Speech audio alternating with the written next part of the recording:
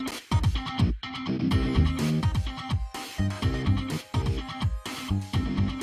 souvent une visite d'État quand il s'agit du président de la République. Quand il s'agit du ministre des Affaires étrangères, il y a toujours 2-3 choses à vendre. Mais, oui, non, mais là, c'était clairement économique. Hein. Donc l'Inde, effectivement, on vous parle souvent de la Chine, alors que l'Inde, c'est l'autre grand pays de la région de cette zone de l'Asie. Et donc Jean-Marc Ayrault, le ministre des Affaires étrangères, était en Inde pour, vous allez voir, des activités très économiques, parce qu'il a rencontré des chefs d'entreprises indiens. Est-ce qu'on va le voir? Oui, on va le voir. Oui, on va le voir. Je vais arriver. Le voilà. Il a rencontré des responsables politiques indiens.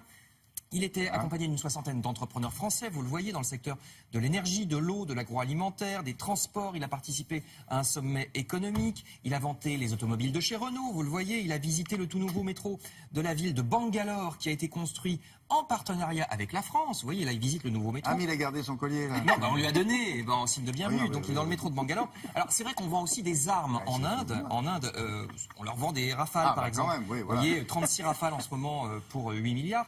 Mais vous voyez que c'est loin d'être le seul intérêt économique que nous avons avec l'Inde. Tous ces sommets économiques et ces rencontres avec les entrepreneurs indiens. François Hollande, lui aussi, l'a fait parce qu'il est allé en 2013 et 2016. Il y est allé, François Hollande. Donc c'est ce qu'on appelle le partenariat stratégique entre la France et l'Inde. Ce qui se passe, c'est qu'on essaie de faire avec l'Inde ce qu'on a un peu raté avec la Chine. Quand la Chine a décollé économiquement dans les années 80, on n'y était pas. On est arrivé bien après les Allemands, par exemple. Et là, l'Inde, comme ça va être le tour de l'Inde probablement de décoller économiquement, on se dit on va pas le rater.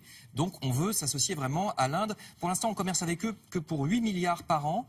Ça reste très peu. Avec la Chine, on commerce pour 60 milliards, alors que les populations sont équivalentes. Donc vous voyez qu'il y a de la marge. Et l'Inde, regardez, l'Inde, je vous le disais, n'a pas encore explosé économiquement. La richesse totale du pays, le produit intérieur brut, c'est 2000 milliards. C'est 5 fois moins que la Chine, qui a à peu près la même population.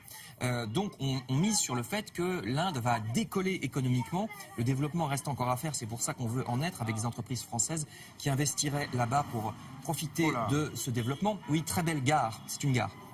Et puis il commence à y avoir un marché parce que la classe moyenne en Inde, c'est vrai qu'elle est moins aisée que notre classe moyenne à nous, mais elle est très importante, 120 millions de personnes. Donc ça fait un marché pour nos cosmétiques, notre luxe, notre agroalimentaire, etc. C'est un marché dont on ne veut pas se couper. Enfin, nous avons intérêt à avoir de bonnes relations diplomatiques avec l'Inde. C'est un pays intéressant, d'abord parce que très peuplé, 1,2 milliard d'habitants. Il va même probablement dépasser la Chine, parce qu'en Chine, il y a le contrôle des naissances et un peu moins en Inde. Donc ça va devenir le premier pays en matière de population. Et puis du point de vue politique, regardez, du point de vue politique, l'Inde est dans une région avec beaucoup de tensions. Ils ont d'un côté le Pakistan, de l'autre côté la Chine. Là, ce sont des images au Cachemire, qui est une région frontalière entre l'Inde, la Chine, le Pakistan, où il y a souvent des échauffourées, comme vous le voyez.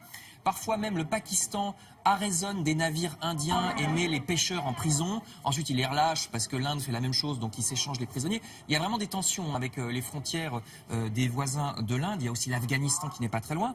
Donc c'est intéressant pour la France d'avoir un allié, en tout cas d'avoir des intérêts économiques et diplomatiques avec l'Inde. Et puis, on va voir le Premier ministre de l'Inde, parce que c'est une démocratie, ce qui est assez rare pour être souligné. C'est pas le cas de la Chine du tout, c'est moins le cas du Pakistan.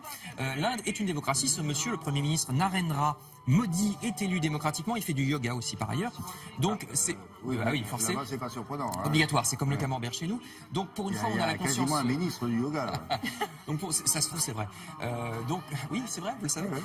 Donc pour une fois, on a la conscience tranquille quand on vend des armes et quand on s'allie à un pays, puisque c'est une des rares démocraties de la région. Et puis aussi, ils sont en pointe dans certains secteurs. Par exemple, les médicaments. Notamment les médicaments génériques, c'est une des industries de pointe de l'Inde. Donc vous voyez pourquoi, entre autres, on s'intéresse beaucoup à l'Inde en ce moment et pourquoi le ministre y était le week-end dernier. Voilà, explication, merci. Ça s'appelle l'Actu Plus. Demain, on continuera avec l'Actu Plus. N'oubliez pas. Vous voulez que je vous dise ce que je ferai demain ou c'est la surprise? Tiens, c'est pas plus bête, pourquoi pas. Demain, normalement, je vous parlerai de Chypre. Pourquoi? Vous verrez, parce qu'il y a des négociations en ce moment à Genève sur Chypre. Pourquoi on négocie sur Chypre, on verra. Bon, nous on est là jusqu'à 9h25 avec d'autres petits camarades qui ont des choses, avec des images, des commentaires tout à fait remarquables. On revient après une petite pépé. Qu'est-ce que c'est qu'une pépé? C'est une petite pause. Oh, j'avais une autre idée. Publicitaire, ça fait